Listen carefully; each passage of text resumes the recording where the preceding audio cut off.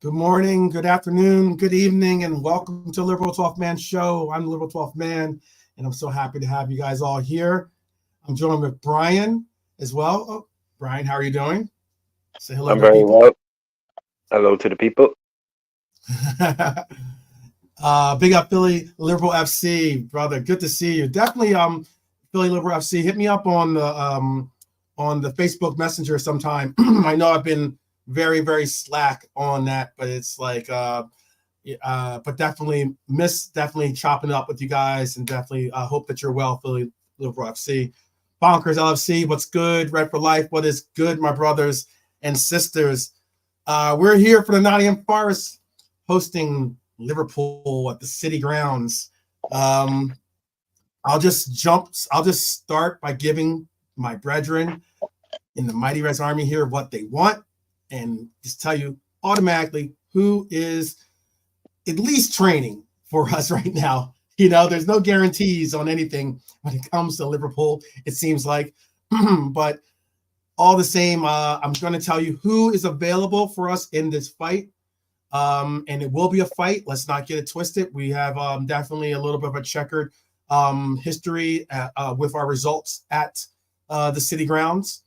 So Forest need points, as we all know. They'll be facing a point deduction. So and they're trying to hold on to staying in the league. They're on the verge of possibly even getting into relegation status. So hey, they're going to have to do it apparently against possibly Dom and Darwin, who are back in training. We all hope that is to stay in training as well, by the way. Also returning is Robbo from illness and Endo from the knock. He picked up again from Endo picked up that knock from Kai Cedo. I'm going to call him that. Or I'm so anti Caicedo nowadays lately. After that game, that soured me on him so greatly. The bad news is I do have some bad news. The bad news is Mo Salah is not back with the team, which means we will have to utilize the Europa tie as a run up to utilizing his services again against the 115. And a notable name that Klopp said in the presser was Callum Hudson-Odoi, as being someone he's highlighted as being someone that we have to keep our eye on. So again, I see Alexander in the house. Big up to you, Alexander. Big up to Cedric. Cedric Lopez. I don't know if you're working or listening to us, but definitely always loyal Reds. I appreciate each and every one of you. Brian, what were your opinions or feelings from the presser? And in the chat, tell me what you guys thought. What were you guys feeling from the presser too? Did you feel like were you somewhat revitalized to hear some of the names that are back with us, or were you still somewhat like crestfallen a little bit that some of the other names that we're hoping to hear back aren't with us yet? How are you feeling about that, Brian? Well, Klopp certainly didn't look revitalized. He looked like he just rolled out of bed about 5 minutes before the press conference. Yeah, he He did. he mentioned that they had a bit of a celebration there at Anfield afterwards, and he looked like he was still feeling. He said they had everyone at the club, not a big tear up, but I'm sure a few drinks were had, and he looked like he's still feeling that a little bit. He was checking a few facts, having to check a few dates with the people beside him. It was like a week ago, 2 weeks ago, 1 week ago, two. It's like, yeah, no, it was last week. Or he's like, okay, last week. Man can't even remember, last week. We all get that way sometimes. So he was very snappy. He didn't mess around. There was the Nunes and Szoboszlai quotes were obviously in the edited bit, and it was only that guy Neil Jones or whatever it was that came out afterwards and said the Klopp had said they were in training. But he answered the Mo question double quick. There was a load. I think there was 3 or 4. But most of the press conference had happened, and then someone asked him about Mo, just like, nope, out. Like not even late. It was just no, definitely 100% out. So okay. Yeah. And then the other two, it looks like training yesterday, training today. Szoboszlai training yesterday. at least. Darwin, as we all saw, Yeah. auditioning for the Uruguayan 100-meter hurdles team there at the weekend. You know, Not even so you know that Olympic competition where they have like the moat. You know what I'm talking about? that's There's called one. steeplechase. Yeah, You that's go more over like the it. big That's what I thing. think it was more like, because a lot of those guys when they hit that moat, they usually take the bridge and use that bridge to kind of hurdle them over it. Yeah, So, that bridge is very high. We have one of them around the corner from me. That bridge is very high. mhm. I'm around 6'1" and it's up to above my waist. Oh So wow. yeah, they are high, and that moat is very big. It's much bigger than it looks on TV. But Yeah, yeah, yeah. I Because a can lot of see them him. fall. A lot of them jump when they jump. A lot of them go right into it. Actually. Yeah, it ain't good because it's just concrete, like concrete and water. So um, I reckon both of them at least on the bench. I wouldn't be at all surprised to see Darwin start. But Mhm. also Endo is one that we didn't hear anything about. I'd like to know for a fact that he's starting. But it was He did. quite He did mention. He did say some. He did mention a little bit that he just said that he got a. He said the knock from. He actually even mentioned Casado's name. Actually, I believe he mentioned Casado's okay, name. right. But he did say that he got a slight knock. But I at least what I heard, I thought I heard. And I saw some because I listened to some of the reporters reports as well that do the follow ups, and they were saying how Endo would be back for this game. It wasn't as it was just a little knock. It wasn't like something that was where he'd have to have more games than not to That's stay out. cool. That's good. So that's good. But I think Szoboszlai is. I mean, if he's starting stone cold. Like Mhm. starting having not kicked the ball for quite some time now. Mhm. Darwin, it would be a little bit pressure. So I'd see Dom off the bench, hopefully. But I'm sure both of them will be involved. But with just at least there's no speculation out. We know there won't be any more tomorrow. And like you said, maybe maybe half an hour against Prague or something, or maybe starts against Prague and gets an hour. But we wouldn't want him, yeah, again having to start cold against Man City. But like we were talking about last night, perhaps we've learned a bit of our lesson about Russian players back, and we're giving Yes, them all the yes, time. yeah. I know. I just brought up. Alexander said celebrating with kids not good for the energy. I don't know about that. I don't know. The I thought it was opposite good. one, I think it was. I think it's the opposite. I think it's great that yeah, he's it's the celebrating opposite one. with kids. Red for Life says any player coming back is good news. Would be nice to see Endo, Darwin, and Dom back in tomorrow. Oh, it would be very nice to see them both back in tomorrow. I don't know necessarily if it's going to be starting, but it'd definitely be nice to see them in any capacity. I actually did answer that question for you, Philly Liverpool FC. I don't think Klopp has won more domestic English cups than Yeah. Pep, primarily simply because Pep has won at least 4 or 5 league It's cups alone. five League Cup, yeah. Yeah, 5 league cups alone because he won 4 in a row, and then he won. I think he won one on an off year or something like that. And then Because we spoke about it before, didn't we? Pep always, was said I'll yeah, always go strong in that League Cup because you want to win a trophy early, and he did. He won basically. He made a Man City's cup for five years. They yeah, just crushed it like every like. Okay, yeah, he's playing. He's going full strength in the third round of the freaking League Cup. yeah. He took it real serious because he knew how important it is to get that trophy on the table early. Yeah, to kind of get the mindset like focused on this is what we're here for, silverware.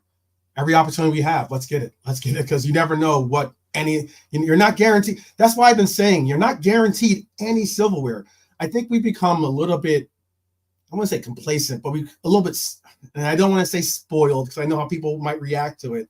I've already heard how people react to when Klopp used that word spoiled, but like in a sense, we have become a little bit spoiled under the pretense of we've been not many teams are really competing in all competitions like we have in the last couple of years, and competing in long term. I mean, like an entire year going in all 4 competitions or something along those lines. And that's why it's very, very interesting that we are when those opportunities arise, you take the most out of them. That's why I definitely agree with you on that Pep comment. It's important. Red for Life says that clip. Oh, the clip is classic. I've watched it every day since they posted it. I just love the energy our players have for the team. Darwin and Dom almost knocked Curtis down the stairs. I know, man. I'm telling you, if you guys ever, I know you know that you might not necessarily be Seinfeld fans, but if you ever get a chance, just YouTube or whatever, Seinfeld, George. What would be the words you would have to use as a term? Seinfeld, George, fire, birthday party fire, and you'll see what I mean by why I compare that to Darwin, because it is hilarious. It is absolutely hilarious. That's hilarious. Realism Jared says, my concern is Klopp doesn't have the energy for winning the Premier League. Never mind the remaining two comps. Okay, Realism Jared. Okay. People don't give up these types of jobs without a very good reason, to be honest. That's his opinion. Okay. Well, I'd say on that is that Klopp realized that he didn't have the energy to do it again. He won't have the energy to do it again next season. That's the way I read it. It's that he knew, like, no, I can't do another year of this next year. I get what Jared is saying. I don't think, I didn't like the Harvey Elliott quote that was being kind of praised a little bit, where Harvey Elliott was saying, we're doing this for the manager. Every game is a cup final now. And it was like, that's the attitude. Every game is a cup final.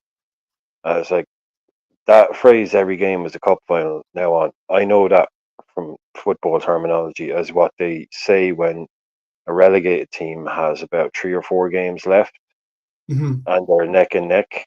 And Mm-hmm. if they lose a game, they're probably going down.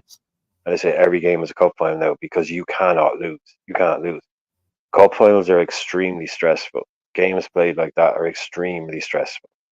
Mm-hmm. I don't want us playing 15 cup finals. I want us to be able to play 4 or 5 games on the, in second gear, controlling a few games. I don't need Harvey Elliott and everyone to be 100%, 1000%. We're winning this for the gaffer every game. You can't party every night. Harvey Elliott wants to party every night from now to the end of the season. You know what I'm saying? We need to chill the energy a bit. We need to conserve energy when we can, which is in games as well, which is why getting 2 up in games would be helpful. So we can conserve energy in games. Like Arsene Wenger, the continental coaches were famous for teaching their players how to take a 2-minute break in a game. Just take a 2-minute break in the game. Like keeping the ball, not attacking, not just being. We need to learn. We can't go full bore, pedal to the metal for the next 2 months. We just can't, because stuff will start blowing in the engine. We've got to calm this energy and focus it properly. Tell me this in the chat too. Tell me your opinions in the chat. But going off of what some of Realism Jared said and some of what Brian just mentioned, do you think that jeopardizes our chances, considering that I get that we're not necessarily the complete, we're kind of like a reversioned, reversioned approach towards the heavy metal football that Klopp wants and likes to play. I've already called it. It's not really heavy metal. It's kind of like Dutch rock, but nobody wants to listen to that. There's some decent Dutch rock bands out there, I'm sure. No, there are. But yeah. But big up to Carmino, definitely. Carmino Pila. Definitely big up to you, Carmino. But do you understand what I'm getting at, though, with the sense of like we've been looked at and recognized as that, and that's somewhat been our thing is the heavy metal, the intensity. But if we haven't played like that in about 3 years, we really haven't. Like he's toned it down every season, every season since the first season he's been here. Well, no, the first season he actually got it ramped up. So when he got to the first kind of version of his proper team, he got that up to 100 miles an hour heavy metal football. But after about 2 years, it became less and less and less and less and less and less till you get to the point now where we just don't look at old Liverpool from No, I get 6 you. years ago Yeah, and look at it now. that's what I'm saying. That's why I said it's kind Yeah, of like that Dutch rock, much it's a more much more so controlled game than the as heavy well. metal. Like as in with the fluidity and kind of like all the different like moving parts is a I think lot he's different trying than to. I the think he's heavy trying to metal. marry both styles. I think Yeah. he's realized that you can't. Well, look, basically, a lot of this is fairly simple. Our strengths were, breaking on teams, quick attacks, transitions, Mhm. turnovers around our box. Like that old thing for a while was like, a corner for an opposition. A corner for the opposition is basically a Liverpool chance waiting to happen because we mop it up and we break. You can't break on teams and if teams don't attack you. Like if teams just sit there in their own half for most of the game, you can't have these fast, amazing breaks. So you have to learn how to break them down. Like the low block question that started pretty quickly. It's he's had to change, but I think he's tried to keep the intensity that he had. Hmm. The intensity of his football, that especially in the counter pressing, closing the other teams down. But just in Hmm. terms of that attacking style, where we Robbo and Trent flying up the wing and everyone, Mo flying, Mane flying, that kind of style is gone. So I Hmm. prefer that style. It was more fun, but you can't play that unless you're playing in Europe and people are attacking you. You only see it now in Europe when we play a team that's really good and they attack us for an hour. We constantly get those chances. You see the old Hmm. Liverpool then 1, 2, 3 touches, goal. Like it's in Hmm. their box. One pass, another pass. Mo is in on goal in 5 seconds. That's the only time you ever see it anymore. Hmm. Because like you're in the Premier League now, he knows he has to play that more intelligent, controlled type football. But I don't think that's his forte. I don't think it's what he's brilliant at, and I don't think Pep Linders is the best in the world at it either. Yeah. No, I get you. I get you. Um, let's get into this. So I wanted to give you guys a little bit of fun facts, some stuff that you can maybe look like the smart guy when you're hanging out at your boozer, your supporter boozer, or even if it's not a supporter boozer, maybe just your local sports bar or Strip club. um, your club or your house or your friends or your mate's house, whatever it is. When you're watching the game, some fun football fun with football stats kind of deal. And just a reminder of what we actually saw from our last matchup with the Forest. With the what do they call them? The troubling trees, I think they call them, or something like that, or the terrible trees or something. So I have I never heard either of those. They just called remember. it Nottingham Forest. No, no, I no. saw a headline with that in it. I swear it Yeah, wasn't an that might be. American Yeah, headline. yeah. So okay, someone wrote it, but that doesn't mean that's what Yeah, people yeah, call it. yeah, yeah. People just call them Forest. Yeah, I know. I'm just putting it out there. Yeah, no. If you no. Basically, look, if you there's two teams in Nottingham, right? Right. Notts Forest, who call themselves the oldest club, or sorry, Notts County, who call Notts County. themselves the Right. oldest club, the oldest football club, and they are. They're the oldest Hmm. professional football club. Not the oldest football club. Sheffield FC was formed before them, but they weren't professional. So, Hmm. Notts County, right? And then there's Nottingham Forest. If you really, really want to annoy a Nottingham Forest fan, you call them Notts Forest because they hate that. Oh, It's really? Okay. I'll oh remember yeah, that. yeah. It Everyone in the like chat, please do. If you they didn't know that, write hate that that. down. Write that Yeah, down. Nottingham. Yeah. Notts County is one thing. It's Nottingham shortened, right? And that's the old club, and they're their rivals. So if you call a Nottingham Forest, if you call them Notts Forest, they yeah, that's how to properly wind them up. We could maybe you might be able to do the suggestion. Obviously, it kind of wound up Brian a little bit when I said the terrible trees, or you can call them the two Oh, trees, maybe, since they have the. I don't know if you don't want to go too crazy with your with your stuff, but all the same. Yeah, let me just remind everyone in the last meeting, McAllister, who started, scored Liverpool's second, was set up by Mo Salah. Salah then scored a third, and then was assisted by Cody, and then Hackbo scored the fourth. Another result like very very very very similar to Crystal Palace when we used a sub of Curtis and everything, and we came on and like we had a little bit of a surge of scoring. Why I'm bringing up this stuff though is that in total, Liverpool have had 21 goals and assists from their substitutes in the Premier League season just alone up to the date. That's pretty incredible, to tell you the truth. 21 goals, 3 more than our closest rival, Arsenal. And the Reds have also had 9 different players at least score or assist once as a substitute this season. Second only to Newcastle with 10. That's a pretty interesting stat, to be honest with you. It shows a lot of like determination. It's the reason why a lot of times I don't get down when we're down. Like as I know there's a chance we can make it over. Go ahead. But also the baseline stat on that, which you would need to put in, is number of substitutions made. Yeah, so, we do have a lot. We do. We're the top in the sets. Obviously, we're top. Obviously, we're top. I was just going to say, like, I would have guessed anyway. But yeah, like a lot of that is to do with the fact that we probably make a lot more subs than Arsenal do. So we'll probably have more.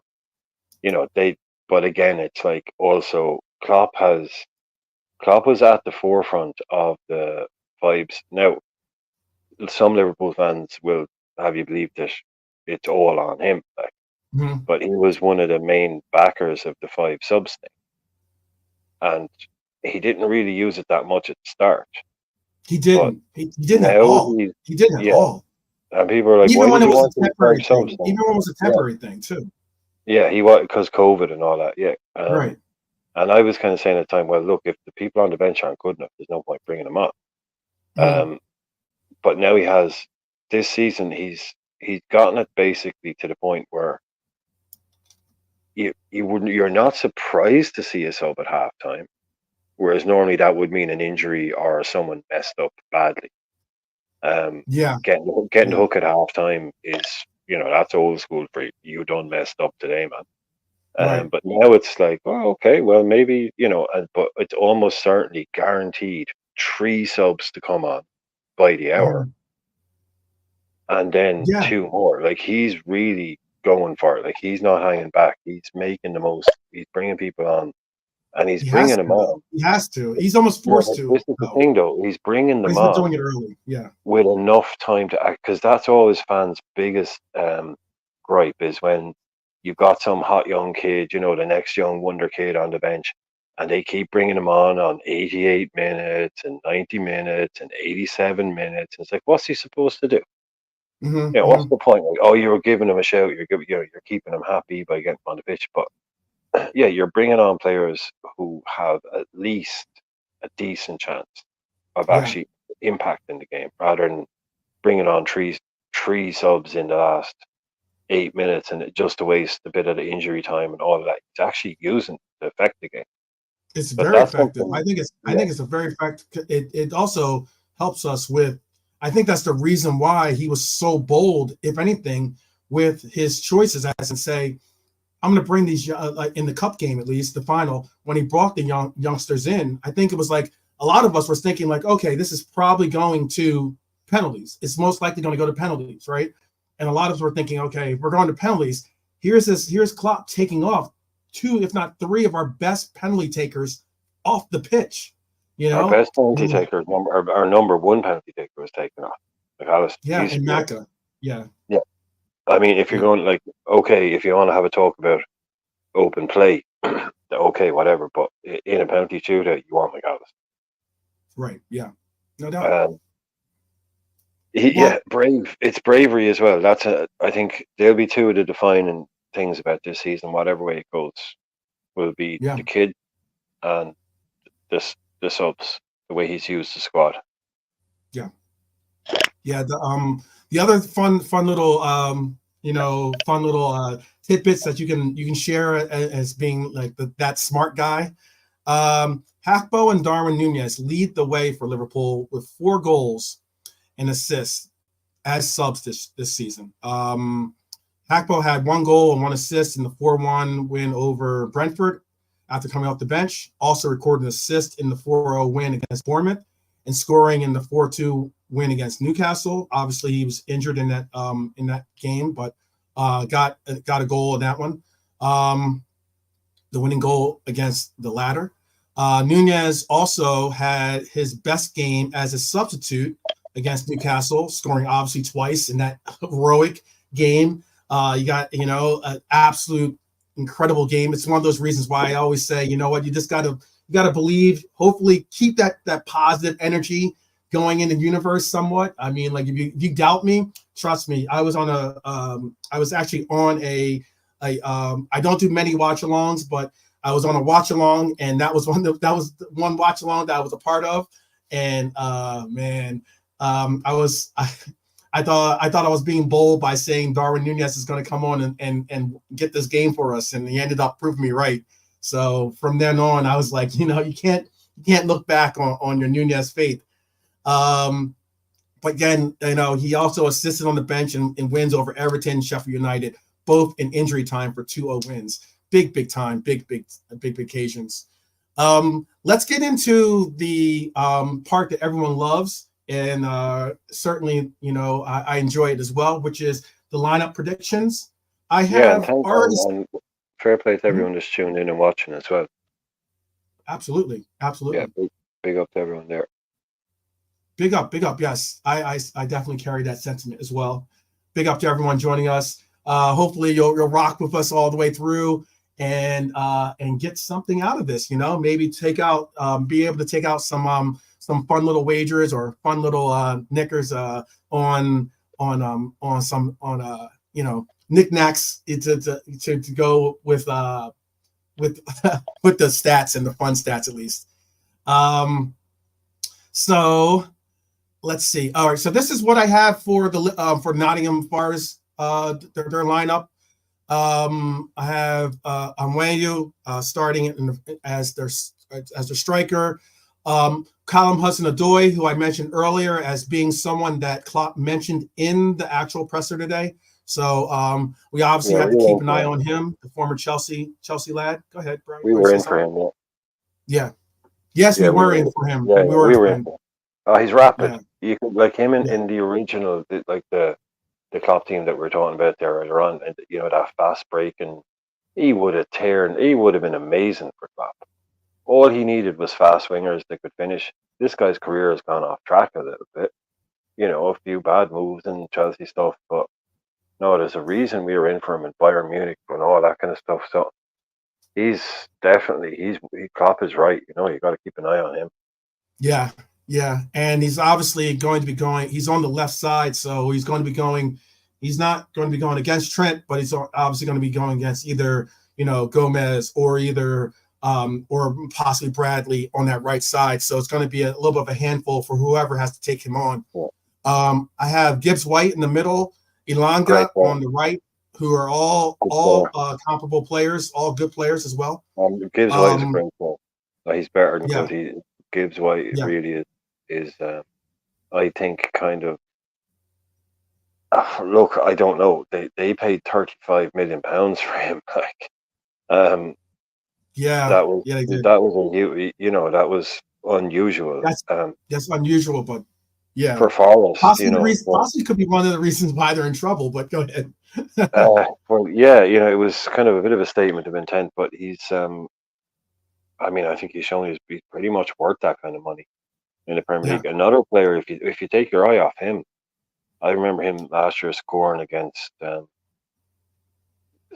bigger teams or whatever. I might be proven it, but I seem to remember him stepping up, as it were, in the bigger games. Well, let's hope he doesn't provide that in this bigger game. Yeah. No, but all to be watching, Awani up front, former Liverpool player. We know how those scripts go. The law of the X. Yeah.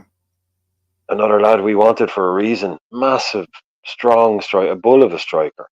Yeah. A proper bull of a striker. And if he can stay fit. Is he Nigerian, right? Is he Nigerian? With a name like Awani, I'd be almost certain he's Nigerian. Yeah. Maybe came through Germany and stuff. I think he did, but like that guy is built for the Premier League. He can finish, and he's built like Kanate. You know, it's him in the mood.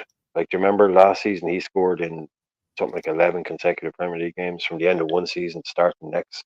Scored against scored against City, scored against us, I think, scored against United, scored against all kinds of levels club.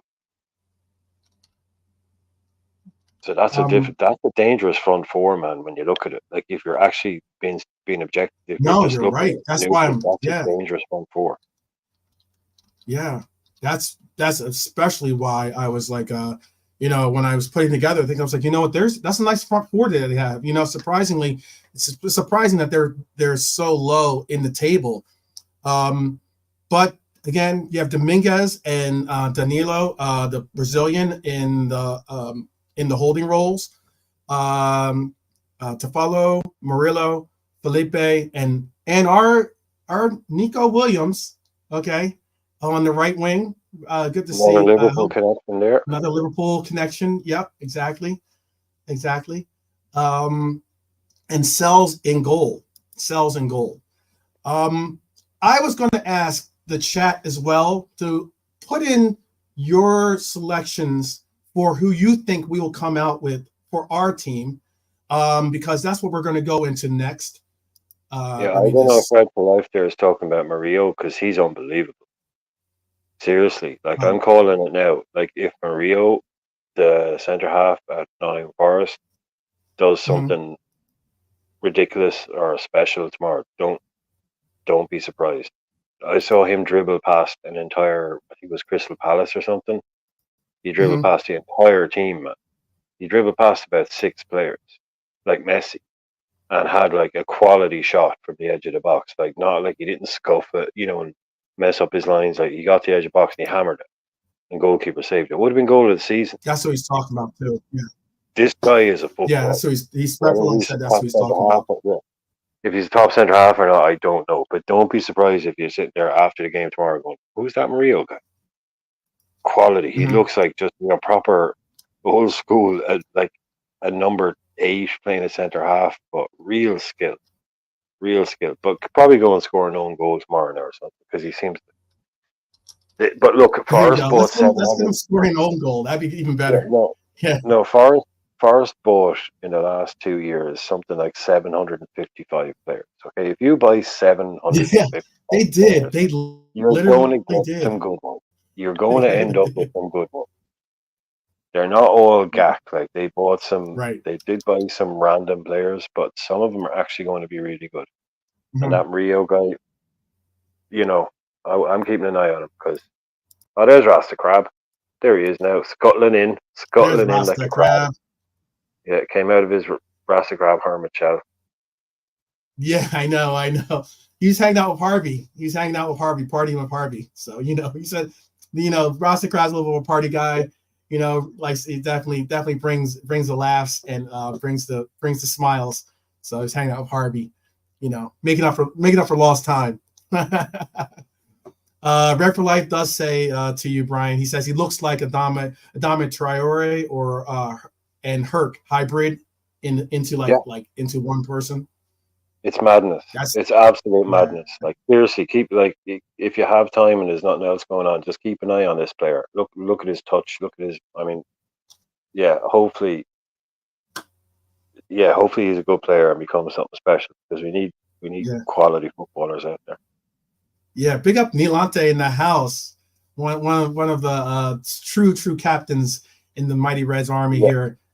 She's giving shouts. Big up Nilante. Definitely much love on the shout on the viewers review shout for sure. Make sure that you know that for sure. So definitely let's you know what, if you don't want to just give me your entire lineups, you guys, you can go with us, because we're going to do this lineup prediction on the fly together. So you can kind of give me big up Mark A too, by the way. Mark A, my guy. I like Mark A. We don't always agree on our points, but we definitely I enjoy our comments and our dialogue between me and Mark A. He's a good guy. I like him a lot. Yeah, all the Dons are involved. All the Dons in now. Delante, Rasta, all these. Yeah, I know. I like it. Nice to see you on a Yeah, Friday night, Friday morning, Friday afternoon. yeah. So I think it's a pretty much an easy shout. Kelleher's going to start. Obviously, that's the most given. So let's just move on from the keeper. Let's start with the left back. Okay, left back. I think Robbo's going to start now that he's back from Simicast has played well, by the way. I'm not going to we can't underscore that. He did play well, obviously got the assist from the corner, but I think with Robbo back healthy and in training, I think that we are going to see him get a start here. How do you feel about that in the chat? Do you guys like that? And Brian, what's your thoughts? He was ill and he's recovered from illness, which I didn't know until earlier on. So he was officially ill. Right. So, if he's not 100%, maybe. Right. But right. I think it's really our fullback scenario is difficult at the moment because I think he might want to get Gomez into this back four somewhere for a bit of solidity. Okay. And we're going to go into that because there was a question earlier too about how we get some of these players involved, get these players back into being involved in the lineup. I don't think it does, Mark. I don't think it does, Mark. That's interesting. Mark is saying the back five picked itself. I'm not so sure it does. I don't think it does either. I think there's a question to be had at fullback. Whether Gomez starts right back, Gomez starts left back, whether Robertson and Bradley start, Gomez bench. I don't think it's as straightforward. Like maybe it is straightforward. Maybe it is whatever market. But to me, it doesn't. Like I'm saying, it doesn't totally pick itself. Yeah, I mean, the more likely, I think Virgil starts. For instance, Virgil will start. Virgil should start. Obviously, our captain. He played limited minutes in the last game, 45 minutes. What could be an interesting predicament is do we start Konate, excuse me, or do we start Kwanzaa, who played well, who could give Konate a little bit of a rest, or a little bit of or we could do a situation where you start Kwanzaa and then you can bring in Konate in 45 minutes or play him like a half or something if we have control of the game to kind of monitor and Crab, sorry, and Mark is saying, he'd go with Robbo and Bradley. Like the Virgin Konate thing picks itself, absolutely it does. Crab is saying you're all overthinking Gomez off the bench. I don't know, Crab. Like I see we're overthinking. He thinks. Yeah, but he's saying Gomez off the bench. I'm just thinking if he wants to go to Forest with that front four, potentially that we've just been talking about, and he wants to have a little more defensive solidity, it's easy for me to see a Gomez starting over. Well, and I have another reason for not starting Bradley at right back, especially if Núñez is out. Núñez is out. I think we might need Bradley in a different position. But I know Van Dijk and Konate is our starting centre half partnership. So I just don't know. Like I'll go whatever the chat says. If the chat wants to say Robbo and Bradley, Van Dijk and Konate, yeah, cool, fine. But if Klopp wouldn't mind a bit more defensive solidity, I wouldn't be at all surprised if Gomez gets a start. I really wouldn't. It just depends on how fit he is after the thingy. But it's no Simicast. I think Robbo's pretty. Thing. Yeah, it's not it's a Robbo or Gomez thing. It's not a Robbo or Simicast. That's interesting too. I like some of these. So and this is why I was saying I think the left side somewhat picks itself at least. I think the right side, that's a different story. And that's why I'm getting at like the right side of our especially since we're just talking about, Hudson-Odoi and how we're gonna have to not worry, but like have some focus a little bit on their attack because we already gave props to their front four. We're gonna have to have some fit, informed players on both sides of the pitch. And Robbo's, I think, well rested. Virgil, I think, will be able, Virgil's Virgil. some of these shouts are Red for Life has it. Rabo VVD and Canate is a non-negotiable. What's that? VVD and Canate is a non-negotiable. Yeah, I guess. Yeah. Yeah. I mean, totally. Do you think? I mean, like Kwanzaa has played well. I mean, no, I know, dude. I'm not saying he hasn't. I didn't even. It's not quality. Well, I'm not saying that either. I'm not saying that you're saying. No, that's our center half thing. That's our center half. This is a league game, in a league title running. We go with our main boys. At center half, and that's why it's VVD and Canada. That's it. Like, so it's either side of that. I mean, look at how we thought. Look at the way Canada played the other day. So I don't know. Like, I'd go with Robbo, Van Dijk, Canada, and Gomez, just because. But the thing is, we should make a decision. Is this a team that Nunes is fit to play in, or Nunes is not fit to play? I'm gonna say he's fit to play. Okay. But like, as in, I'll say he's fit to play. At least you'll at least get 60 minutes out of him.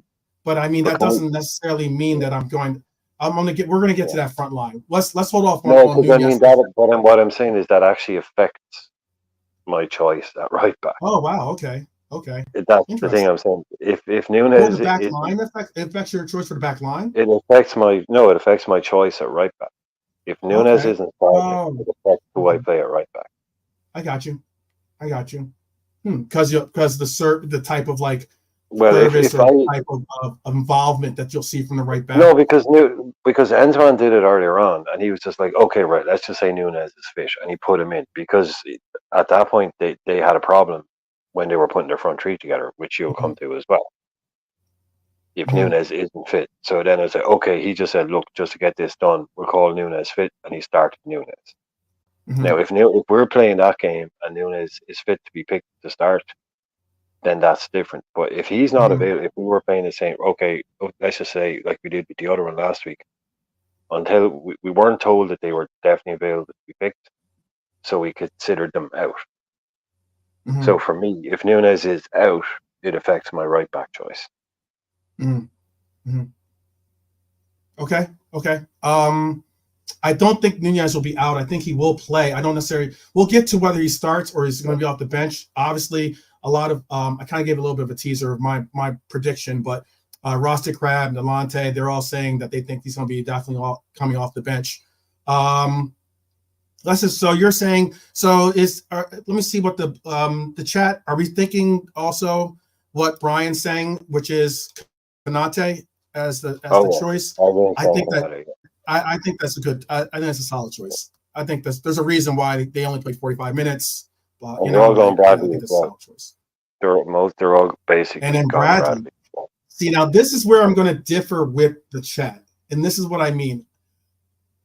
I think Bradley is phenomenal. Has been playing phenomenal. However, I do think that we're now starting to see a little bit of the rigors of trying to play some of these youth players game in, game out, starting. Like, as in you're going to start to see a little bit of fatigue, a little bit of the fatigue feature. Like, I don't want to rinse this youth player out by trying to say, take it easy, Crab. Take it easy, Crab. Oh yeah, definitely. Take it easy. Drive safe, Rusty Crab. I think Nalante might be with me on this one, but I personally would rather see Gomez in at the right back. Utilize Gomez in the right back, then you'll probably end up seeing him do the inverted role, and you'll also probably end up seeing someone that you're not going to be worried. Not saying you'd be worried with Bradley at the right back, but I'm just saying, defensively, he should be able to defensively handle, Hudson-Odoi on that side. That's evening it up, I'd say, because I'm Gomez, Nalante is Gomez, you're Gomez, so it's not a landslide for Bradley anymore. So if you want to put Gomez in, put him in.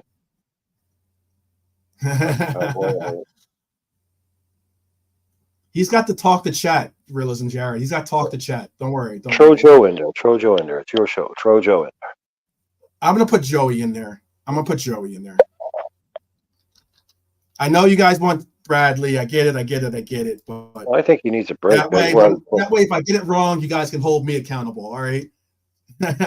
Well, I said it from minute one. I want Koumas, and I think he was. Which is interesting too. You know what's really interesting? Nalante's shout right here. He says, yeah, 12. I prefer him to start at center back, but that won't happen. Definitely right back.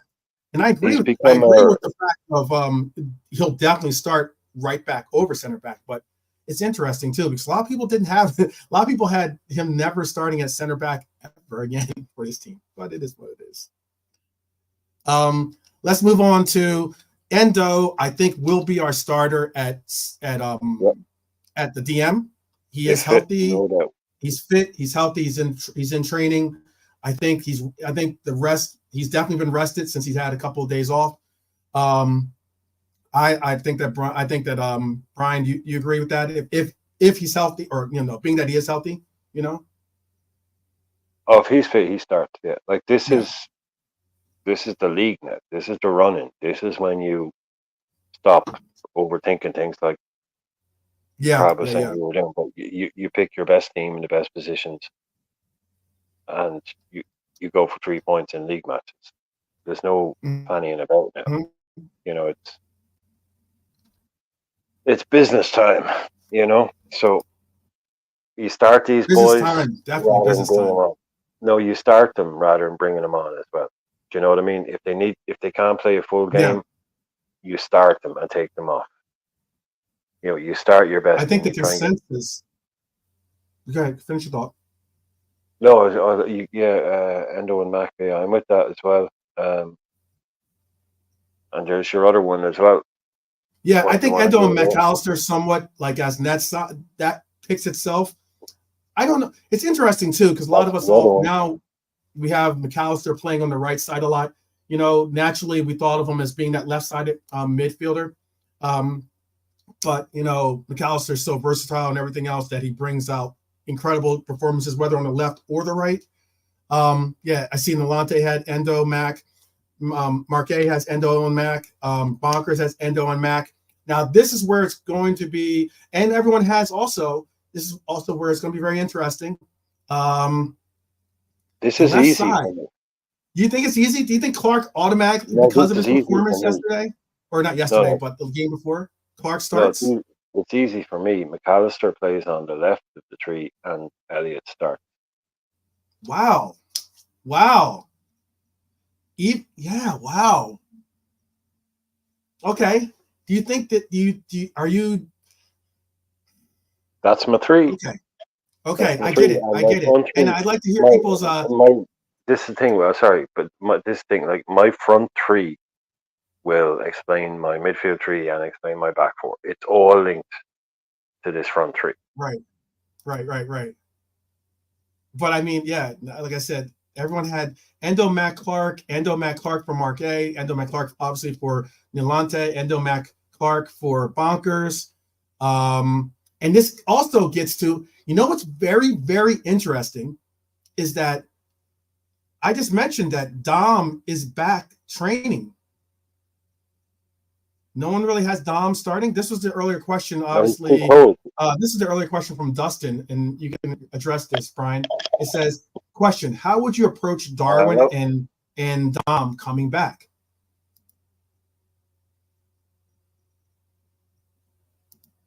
You there, Brian? I think I might have lost Brian. You take that. I'll go back in 1 minute. Okay. And that's a good question, people. How would you? I don't want to press or put. I like the approach that we took with Diego. I like the way that when Diego was hurt and he came back, despite him being in great form and everything else before we even got into having him available, we still monitored his minutes, brought him in as a sub, and we got great, phenomenal things out of it. I don't know if we throw Dom back into the starting lineup, just like Keep It Real just said. He says, I wouldn't throw Dom straight back in after his reoccurrence with that hamstring injury. It's a good point. Indian Scouser says if Nunez starts, then Harvey will play mid with Endo and Mac. I'm back. Okay, that's not a bad shout. Clark has seriously impressed. I agree with that, Mark A. completely. He has impressed. And he didn't. I don't think he played a full one. I don't think he played a full 90 actually, or at least he didn't play a full 120. I don't think in the cup matchup. And then Bonkers has it Diego Hackbo, and he agrees with, or no, Diego Hackbo. He has Elliott playing on the right wing actually. Okay. Yeah, it's a I question. agree with It's a good people question. that Sabazza has been out too long. Even if they've had a practice match, which they won't have had a practice match because they don't have time to have a practice match, right? Sabazza is literally starting from cold. He has no minutes in his leg. So I would be really surprised and a little bit concerned if he did start, because it's more kind of get him a run into the game. Right. But definitely on the bench, because the way they've been talking about them training and all that, they have to be ready for the bench. Definitely. The way they're talking about thingy. Him. You're speaking on Clark? Nunez. You're referencing Clark No, right now? No. Nunez and Sabazza. The way they're talking about them, like they're back. They are in training. Like they are not injured. So at least one of them starts, I think, and put Sabazza on the bench. But I have it kind of in my head because we haven't been told. I'm building my lineup with no Nunez, as Indian Scouser has predicted there. He knows. He sees my thinking because he's done the same himself. Yeah, I mean, like that's the question too. It was I just put up one. I think it was Keep It Real asked you had a question for you, and it's the same as Indian Scouser as well, Brian. They ask you, are you putting Bradley at right wing? Yes. If we don't start, basically that's what's happening. I'm putting you Elliott think in that's the what's middle. going to happen? Yeah, Okay, so if we're gonna put. That's what I'm. We're gonna. I know you want Elliott, but I'm gonna put for right now. I'm gonna put Clark. Yeah, you put the guy. Yeah, whoever you like. Yeah, it's cool. I don't know if Bobby Clark. What was the chat saying? What was the chat call for? Was it much out for Clark or everyone? McConnell? A lot of people have Bobby Clark starting. A lot of people have Bobby Clark. Okay, cool. Okay, cool. That's good. Good to hear. Good to hear the the confidence in the young lad. Confidence in the young man, definitely. A lot of people were very high on his performances. They've impressed a lot of people, and also, he doesn't look bothered by the stage, which is really great. I'm under that pretense too. I liked his ability to play. There's reasoning also why I was saying Gomez too. I gave a little bit of my reasoning why I had Gomez starting on the right back, but also, by having him at the right, by having Simicast back, you're not necessarily needing him to be that possible, replacement on the left side, so that's one of the reasons why I said that. You're spot on. You're spot on. It's taken one of those cover jobs that he's asked to do away from. So now he has to do 2 cover jobs where he was doing 3. And you could always bring, if you didn't start Bradley on the right wing, you could always bring him off the pitch or bring him onto the pitch in that position. But again, it is a real.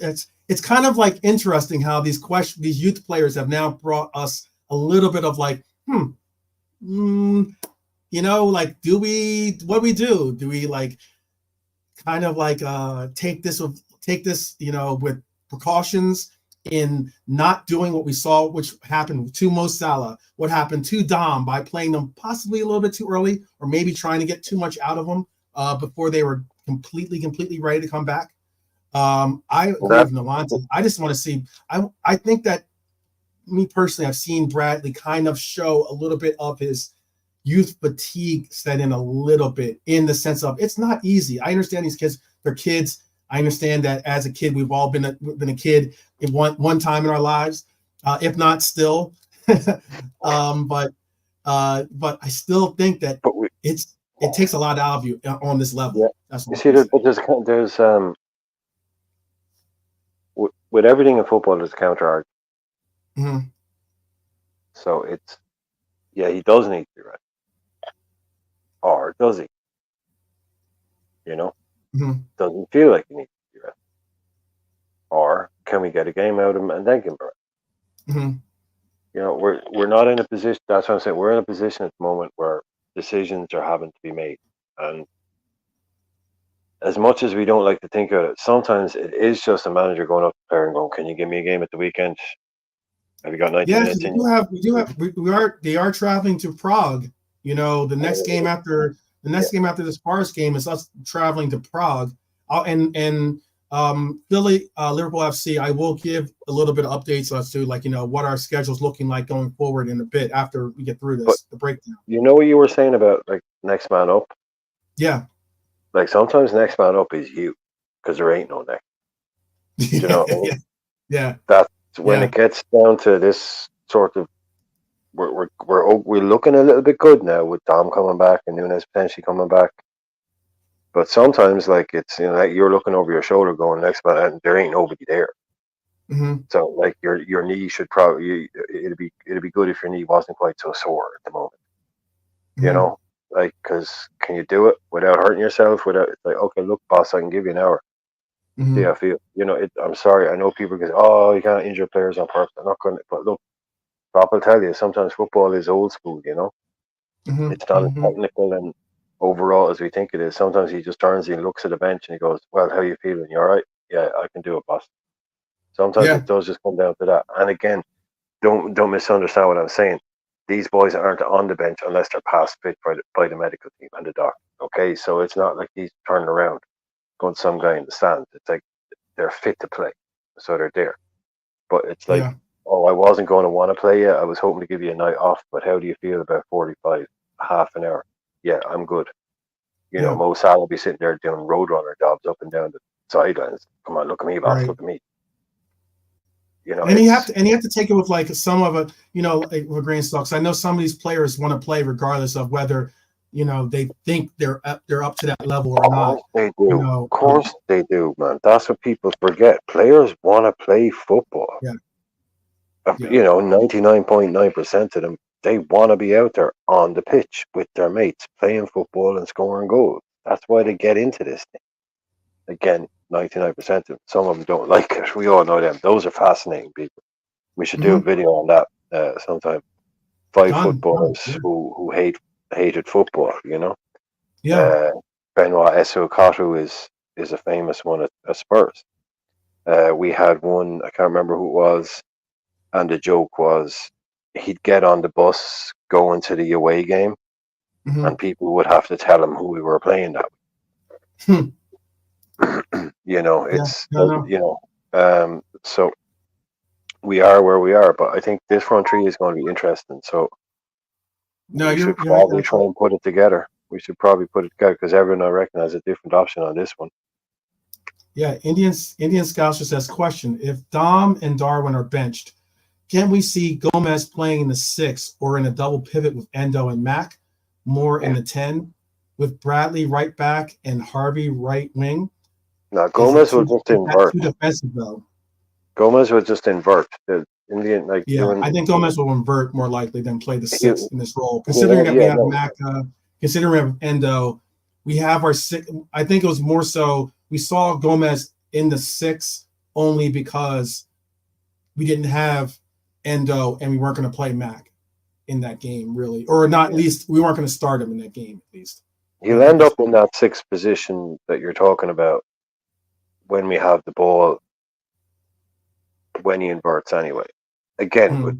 guessing, unless Mm-hmm. Pep Linders and Klopp come up with some, funky new strategy, which would be great to see. We all like to see that, doing something a little Mm-hmm. bit different. But that's what it would look like to me. He'll go into that holding role to make a 4 box, and Robbo can get forward. Basically, that's. But again, we haven't seen the team, but we Yeah, I know. We haven't seen the team, but this is why too. I mean, Nolante says Elliott needs a rest, but start him, take him off after 60, because we're going to move on to our front line. This is with, and keep in mind, this is with Dom. I mean, this is with Nunez being available. This is with Dom and Nunez being available, obviously, since they are in training.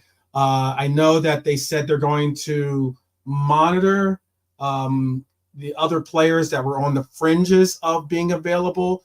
I think the only one that was a hard no was Salah being involved in this weekend's matchup.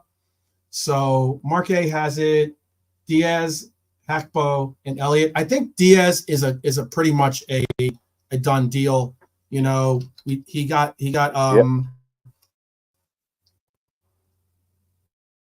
Guaranteed. he got a good warranted rest.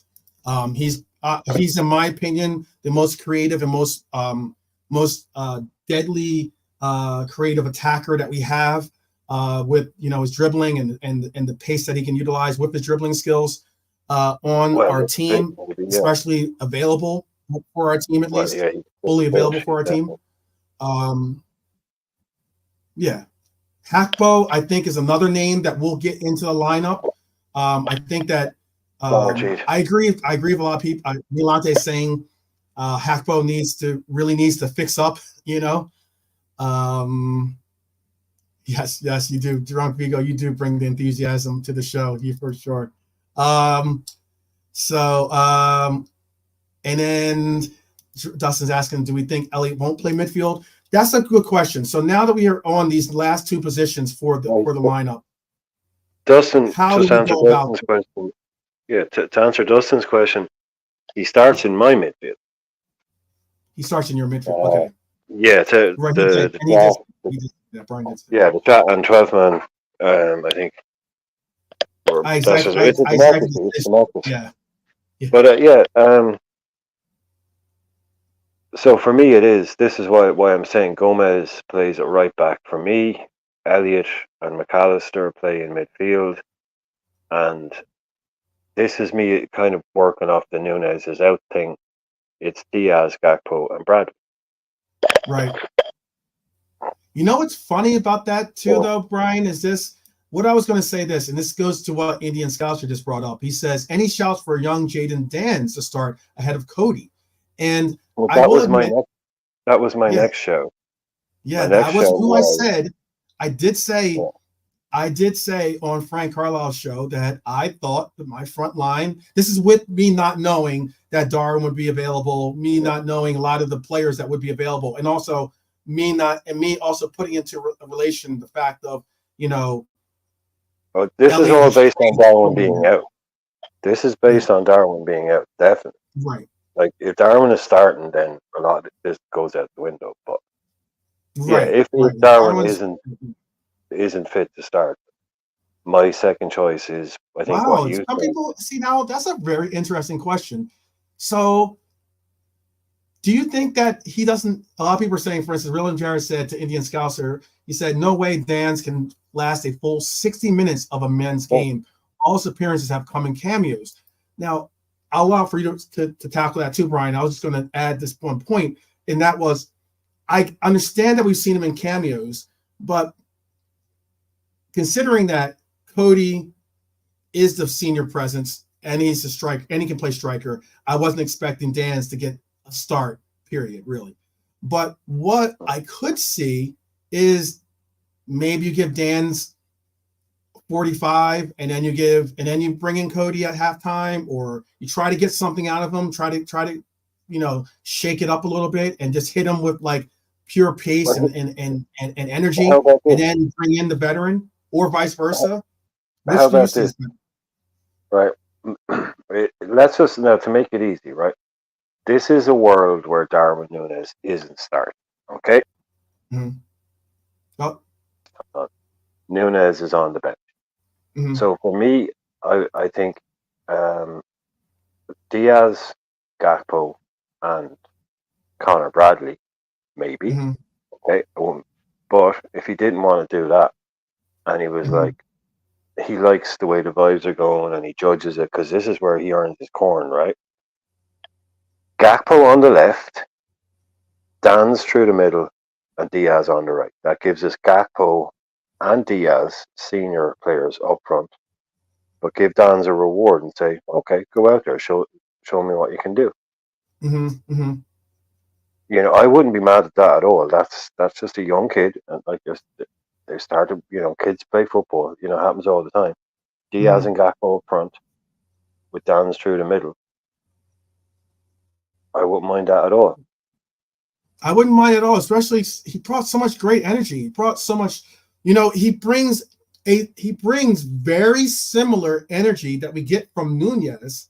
And considering that Nunez might not be available or not available for a full 90, if not even for a full 60, Bring I could out. see you saying, hey, go out there, let's see what you got. If he starts to putter off and kind of and start to not bring that same intensity in that 55th or 60th minute, that's when you bring Nunez in. Or that's what, or something like that's what I could possibly see still. Or you switch it. You switch it up. You do it the other way around. You go, look, Darwin's got about an hour in his legs, so you start Darwin. And if it's going okay, you take Darwin off and you bring Danns in. Like Jared is saying, Danns has Jared. No pace, by the way. Yeah, I mean, I don't know what you define that. I don't know how he's managed to work his way into a Jurgen Klopp team and just score 2 goals in an FA Cup game against Southampton when he has no pace.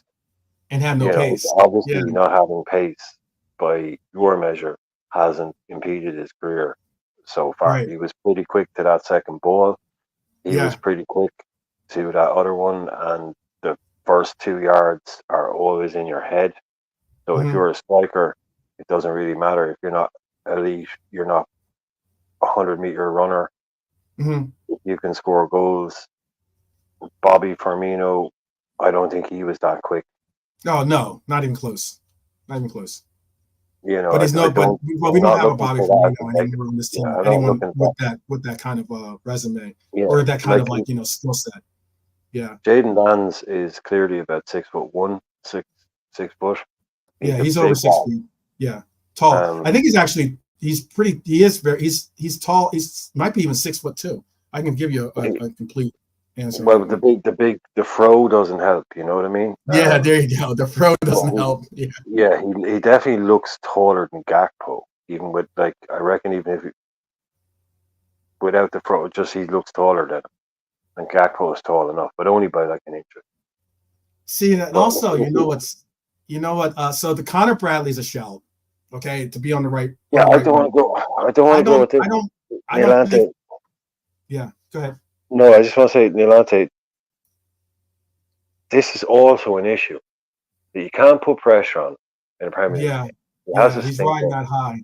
Yeah. No, if he has a stinker, certain fans be on his back, but you can't let that be part of the process of how you think about it. Who cares if certain fans are on his back? Yeah. You're not putting pressure on him in a Premier League game. If the manager does it the right way, he doesn't put pressure on the kid. He goes in, look, just go out and play your game. He frames it. This is the best way of doing it. It's guys, Michael Owen. These guys, they were young when they started, man. They need to come on at some point. If you're constantly, this has become too much the other way, in my opinion. You can't put pressure on them. You can't put pressure on them. You can't put pressure on them. You can't expect them to do this. No, if they're old enough, they're good enough. Get them in there and let them do it. Let them show you that they're good enough. It is a pressure game, man. Exactly. But let them go in there. Let Klopp and tell them, go out there and do your own thing. Announce yourself. We've seen it before. You can't hide these players away. If he's good enough, he's old enough. And you don't have to frame it. But let's not go too far down there. Because if you can't play him this game, then you'll never play a player. You have to give them the opportunity to go out there.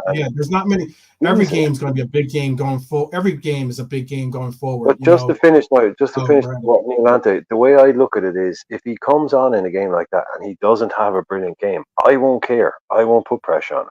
I won't slag him off him. But if he comes in and he does well, then that's how it works.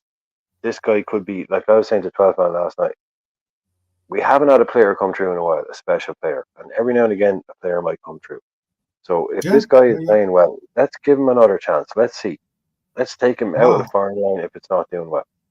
See, now this is, this is interesting too. Because so here's why I think it's an interest selection for us all to decide. I'll make the final. Because this is going to have my name on it. So I'll probably put the players I think I would most likely like to see, at least. Not necessarily that I believe Klopp is going to play per se, but at least who I would like to see in those roles. Because we all mentioned Bradley. We've all mentioned Elliott. You've mentioned Elliott as your right wing, possibly for this selection. No, we Bradley. could also see Cody in that right wing position as well, because we have seen him in that role before. We could, and that could then open up the center forward striker position, even though the roles are all interchangeable. We all know the fluidity. We've heard me go on about that at verbatim. But if you do have Cody on the right wing, you would open up that spot for a Nunez and a Danns to rotate over. That's what I was trying to. So like and then you could possibly utilize and monitor Elliott's minutes by bringing him as a super sub in for either the midfield as a midfield sub or even as a right wing sub. And then you could also utilize and again, you could either figure out which one of the two you want to start. Most likely you could probably will go with Nunez most likely, if depending on what the fitness is for or whatever the medical staff says are the minutes that they recommend Nunez can play. And you could go with. Would you have Cody actually off the right? I'd never play Cody off the right. He has played there before. I'm not saying that. I'm not saying he hasn't played there. I'm saying I wouldn't play him. I'd put Diaz on the right because I'd only ever have Cody on the left or through the middle. Mm-hmm. I think Diaz can cover the right hand side a bit. Interesting if they did that. That opens up the Gakpo on the left, Danns through the middle option. Mm-hmm. Yep. Whereas if you play Gakpo, you could play Gakpo on the right, Diaz on the left, and Danns through the middle, I suppose. But I just prefer Gakpo off the left a bit. But I think we have. This is the thing, like if Nunez is fit, right? If Nunez is fit, where does Gakpo play? Does Gakpo play on the right? If Diaz, Nunez, and Gakpo are all fit, does Diaz play on the right, Gakpo on the left, and Nunez through the middle? I mean, this is the question. This is a very, especially considering that we've seen Klopp play. You know, when he put Gomez in at the 6, that was one of those things where we were just like, oh wow, you know, who knows? It's just basically a roll of the dice, basically, when it comes to trying to figure out some of these lineups, you know, and that's where it gets down to. So I mean, like, you know, it's nothing personal against anyone's choices or preferences in the chat, much less on the panel here. You know, I don't think anyone should. You know, it is what it is when it comes to a lot of these decisions. But yeah, I'm gonna go with freaking. All right, I'll go with what you said. I'll go with Hakpo in the middle. I'll go with Cody in the middle, and I'll go with Elliott on the right side. Oh, that's not my choice. I didn't go with Elliott on the right. Oh, that's just what you wanted. No, I went Bradley on the right. You were probably in the midfield. You're probably in the midfield. That's right. I had Elliott in the midfield instead of Clark and Bradley on the right. But that's not a possible option. I'm gonna say that could work. That could be a team. I could see that. I could see that happening. Yeah, this is. I'm gonna say final answer, locked in. You know, this is my final answer. Yeah, I think this is my locked in decision. I think I'm gonna go Cody in the middle. I'll go Elliott on the right. We'll most likely we won't see. Hopefully, we can monitor some of those minutes out of Elliott. You know, I don't want to rinse them too much. We'll probably do the same with Diaz, but this is what I'm gonna go with. Because if you play an out-and-out right sider on like in that Elliott, Bradley, whoever, it allows you to put Diaz in his best position on the left. Mm-hmm. Yeah, that's why I wanted. This is why I want. Like, as in, I understand that Diaz can play on the right side. Good game for Clark. Be a good game for Clark. I'm happy with that one as well. Sorry, I'm cool with that whole team. You cool with the team? But cool. It will be. I think the one thing we can gather from all of this that we've gone through is that whether it's Bobby Clark or Bradley or Danns, one of the kids will be playing. Yeah, we're going to have one. It'll either be whoever it'll be, but we can't put out a team without having at least one of them in one of the positions. So, all right, so let's get into some score predictions and who you guys have as score at some of your score predictions, and tell me who you guys think are going to be the actual scorers. So if you say, I don't know, hypothetically say 3-0 or 2-0, let's say, you could say, I don't know, Kanate and McAllister or something, okay? Or you can go, I don't know, Cody with the brace or whatever. Just say that as your score and tell me who your scorers are for the game. I'll give you some fun stats again. Darwin Nunez has, and I'll bring it out like this. Darwin Nunez recently became the first Liverpool player to score in 3 successful away starts, and that's the first since Mohamed Salah has done it in 2021. That's pretty crazy. You would think that wouldn't be the case, but it's been since October of 2021 since that's actually happened. Another cool little stat is we've beaten Forest 3-0. These are our last head-to-head record against them. We've beaten them 3-0, 3-2. We've beaten them. We lost to them 1-0, and then we beat them 1-0 in the FA Cup, and then we had a 2-2 tie in the Prem in 1999 because Forest was out of the Prem for those couple of years. The betting source that I utilize, I don't know. I know that Philly Liverpool FC is a gambler, somewhat gambler like myself a little bit. So Liverpool have a win probability of 59.7%, a draw probability of 21%. Nottingham Forest has a win probability of 19.42%. The most likely scoreline for a Liverpool win is 2-1, with that probability being 10%. The next likely score lines for the outcome are 2-0 or 1-0, being 9% for 2-0, 8%, 9.1% for 2-0, 8.83% for 1-0. And the likeliest draw result of 1-1 is 9.63, and Nottingham Forest to win 2.1 or 2-1 would be 5%. So some nerd stuff. I know, some nerd stuff. I have like a little. I utilize an algorithm program that gives me kind of like the breakdown. They do that now on. They don't do it on English TV, but they do that on any of the American feeds. Whenever something happens in a game or a certain point, 15 minutes or whatever is reached. Yeah. Bring that up on the screen.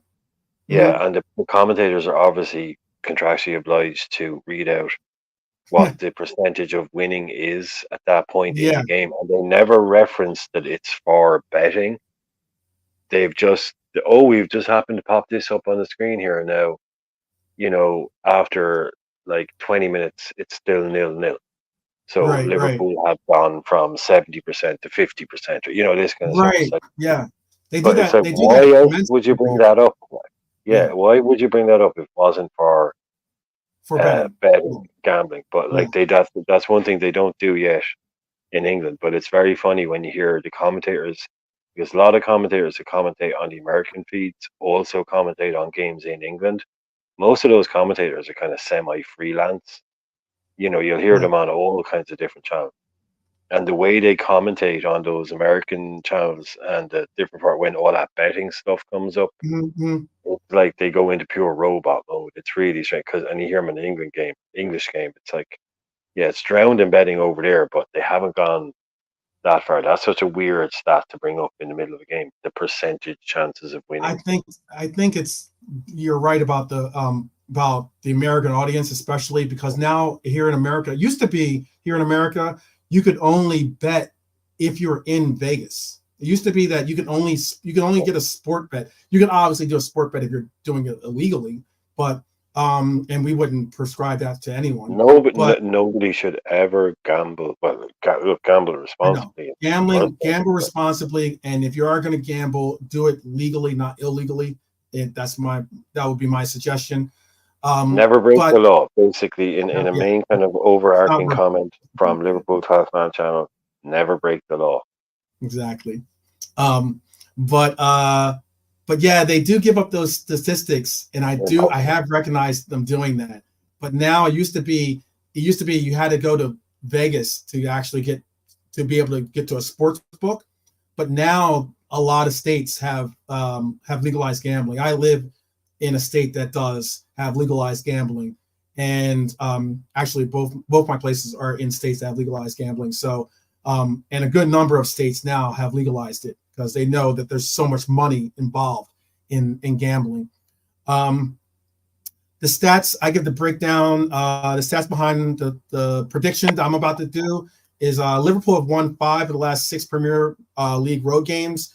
Both teams have scored in 4 of their last 5 Premier League home games. Over 2.5 goals scored in 4 of Nottingham's Forest's last 5 Prem home games, and Liverpool have scored over 1.5 games in their last 6 Premier away games. So it's a safe bet that we're going to score. We're probably going to get at least 2, if not 3, if not 2, if not more.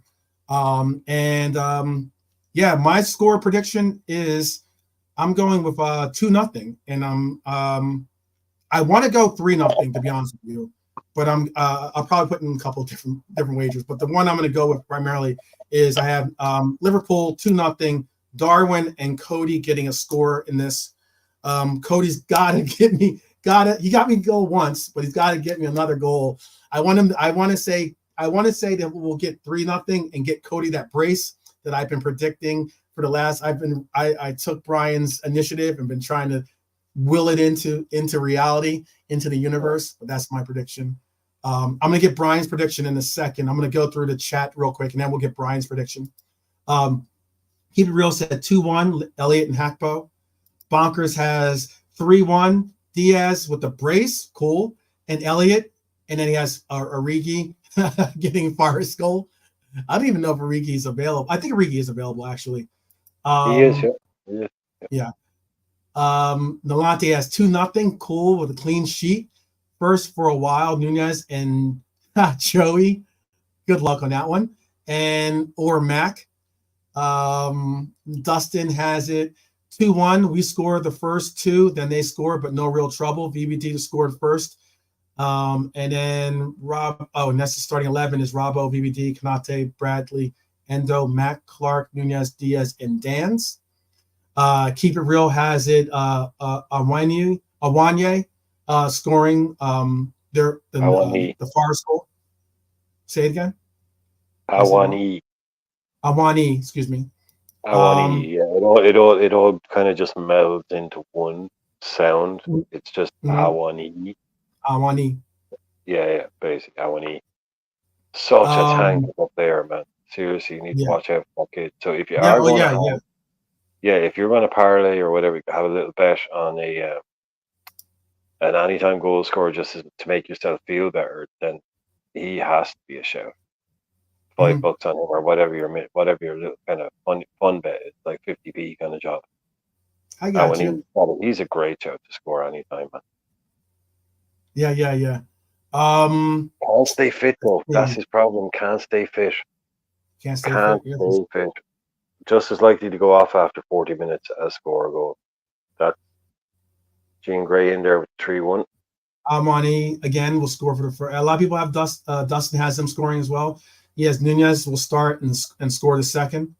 And then I got you, Drunk Rigo. We're not saying that you have to be a gambler or you should gamble. I'm just saying for those that do, or those that just want to have an interesting, hey, I called it moment. You know, some of those do. Drunk Vigo has it Liverpool 3-1. Okay. And Dustin says Hackbo won't start. It will be Nunez, Diaz, and Danns. Okay.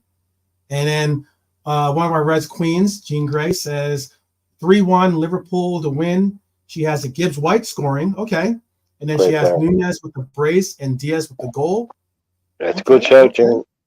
That Gibbs is a White good is a shout, really good Gene. shout. That is a really good shout. And then Philly Liverpool FC says he's back and he's able to give this. He says 3-1 Liverpool. Who do you have your goal scorers? Liverpool, Philly Liverpool FC. Yeah. So yeah, that's who I have. It's gonna be a fun game in that it should Do we be get? fun to see people back that we've been wanting to see back. That's the fun part about it for me is finally getting some of these guys back and hopefully having them available for obviously that City matchup. I would like to see us have some of these guys back and ready for even the matchup for the Europa matchup, so we can get that done and dusted. Hopefully, we can get Oh, I'm sure they will. I'm sure they will. Yeah. Anybody that's even, those guys that we're kind of talking about, maybe for tomorrow, I'm sure they'll definitely be good for Prague. Yeah. I think we're going to get lucky tomorrow, and we're going to see. Yeah, like you were saying, that feeling where you see big players who've been out for a while coming off the bench.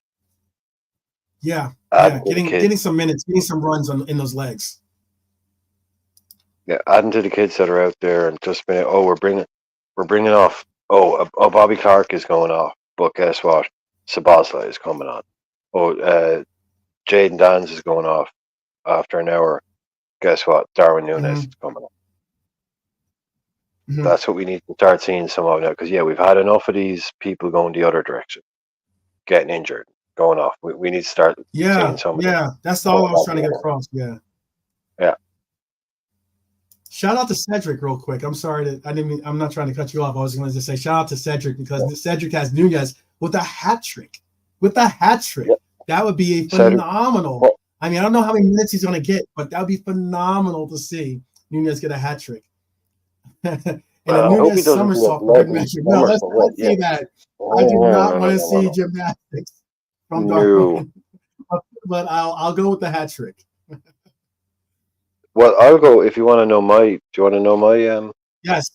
Sorry. Yes. Let's get Brian's selection of his score, and let's get Brian's selection for who he thinks is going to bag some goals here. Yeah, I do like the 2-0 does sound about right, but it also sounds like in terms of I can see us beating them by 2, as in 2-0 or 3-1. Mm-hmm. I think because I do like them. Can't ignore everything we said earlier on. Hudson-Odoi, really good player. Alanga, a really good player on his day. Morgan Gibbs White, O&E. So I'd give them a goal because they're at home. I'd be inclined to give them a goal because they're at home. So a 2-1 or 3-1. Who's scoring for us? Yeah, who you got? So two. You got 2. So which one are you going with? 2-1 or 3-1? I'll go with the 3-1. Yeah. I can't say that. I'll go with the 3-1. I'll give them Morgan Gibbs White. I'll give us, a Darwin. No, not a Darwin off the bench. Not a Gakpo. I'll give us a Kanate from. No, not a Kanate. I'll give us another Virgil from a set piece. A McAllister goal and a Jaden Danns goal. So McAllister goal, a Jaden Danns goal, and who else was the third? VVD. And VVD. Okay. Do you think we're gonna get? You think we're gonna get another review if we try to do that maneuver that we did with the corners again, or of a set piece? Do you think we're gonna get another VAR review, searching and hoping to find a way to tack off a goal for us? No, I think Virgil's got the feels now. He's found his range a little bit. He's. Okay. Yeah, I can see Virgil going on a little bit of a mad one, basically, for a couple of games, scoring a few goals. I think a set pieces could come into this tomorrow. So I can see us getting a goal from a set piece. And I can see one of our younger. So I'm going with Danns because I can definitely see one of the younger players getting a shout. So I'll go with Danns on that, and then maybe a McAllister penalty or a free kick or something. Yeah. Okay. You know what's very interesting too, as well. I can tell you this. I said I would tell you the matchups or the matches that we've had so far. Other than obviously our cup final, we've been on a pretty much of a scoring trend. You know, there's been the cup final and you can go as far back as the Fulham matchup where we ended up with a 1-1 draw. We've been scoring a lot of goals. So let's just go beyond that. Let's go 5-2, 4-1, 3-1, 3-1, 4-1, 4-1. Obviously, the cup final of 1-0 I just spoke of, and then 3-0 again. We've been scoring a lot of goals, usually averaging at least 3 goals in the majority of those games. So that's why I'm kind of I know it's going to be a tough matchup. I'm not thinking that Forest is a walkover game. I did say 2-0. I did also say that I would also possibly see us getting 3-0 simply because of what I just said, and that we've been scoring a lot of goals from a lot of different players, and it has been looking very good for us offensively. Even mixing in some clean sheets, and we got a goalkeeper that has been making some big saves. So yeah, I think that we could get a 2-0, if not a 3-0 victory. And get the clean sheets that I know all of us like to see. But yeah, you know what? Brian's score line could end up being the one. I know 3-1. 3-1 for me is a little bit last year now. 4-1's more of the score to go with. Excuse me. Well, I get my score lines in PK Max, so they're always a bit last season, you know. You know, hey, there you go. You know, like they say orange is the new black, so now 4-1 is the new black, right? But all the same. All right, we all know it'll be probably all those 2 or 3 goals will be scored in the second half. We probably can all agree on that. Yeah, and most likely after the 70th minute or something like that too. You know. Oh man. I told I had no choice to do it, but I did it. Yeah, I know. I saw that. I'm gonna bring that up real quick before we bounce. Can we bring up the Gomez thing, the shoot thing? Oh yeah. Let me read this and then bring up that Gomez thing, and then we're gonna land the plane. So let me read Honesty's quote. Wataru Endo on his heroics at Wembley and playing through the pain barrier. It hurt, but I thought I had no choice but to do it. I did it in pain. Both hamstrings felt like they were going to hang. What did it say? I guess hang. Maybe snap. Yeah. But I think we get the point. Probably felt like they were about to pop or be basically fall off. Both. Go ahead and give that. That's not good. That's not good. That's not good.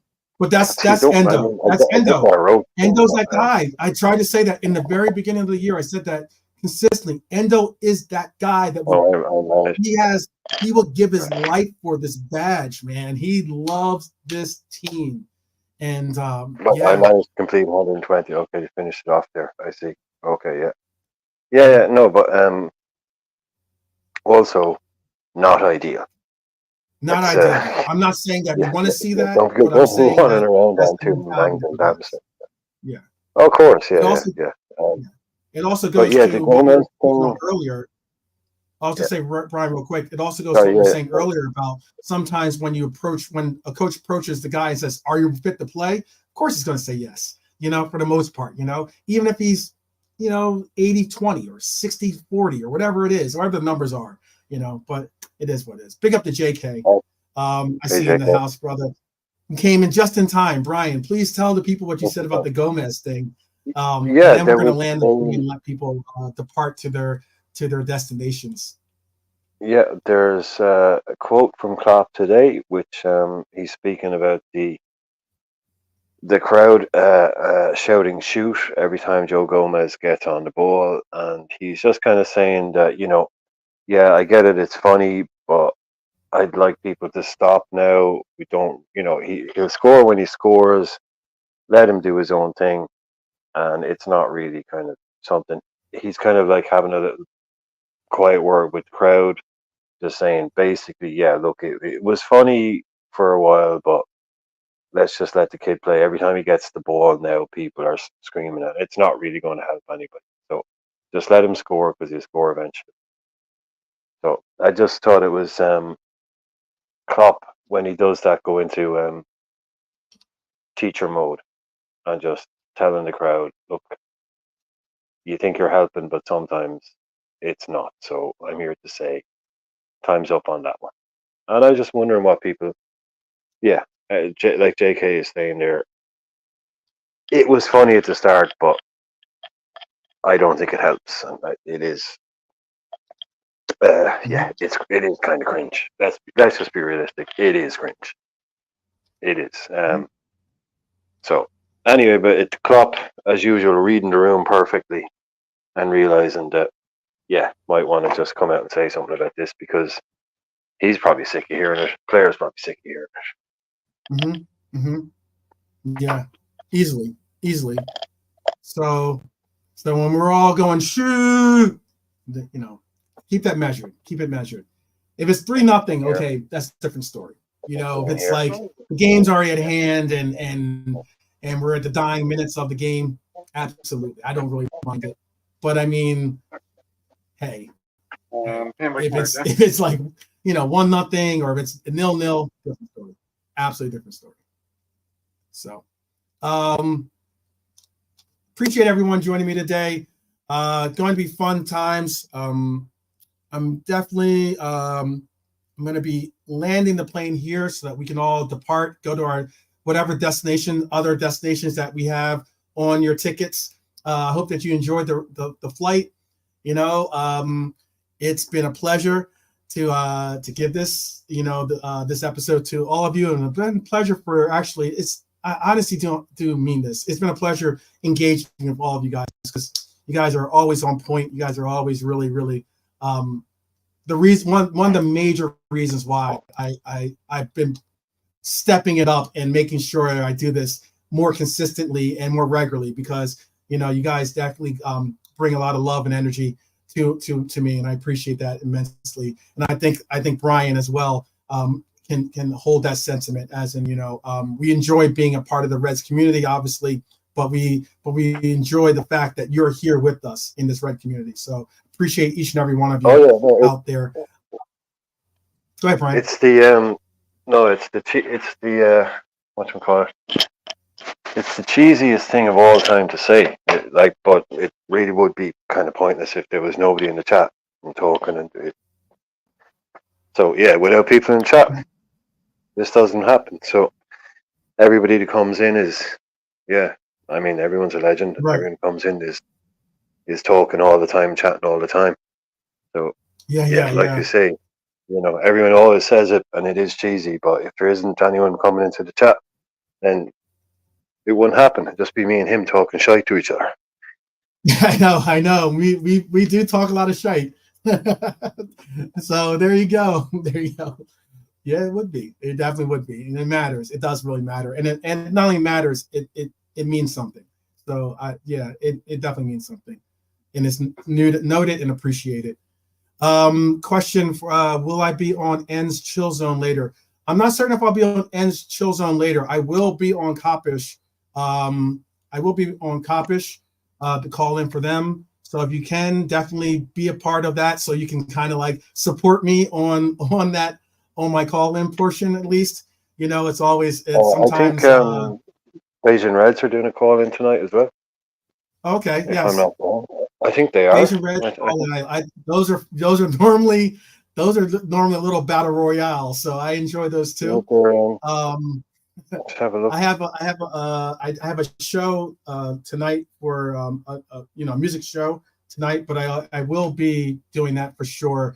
I'll try to make a point to be a part of Asian Reds TV. I'll try to get on N's Chill Zone if he sends me a link, and I'll also most certainly again be on the Coppers call in. So if you guys are there, definitely look forward to seeing you. But for now, I hope that you continue to take care of yourselves.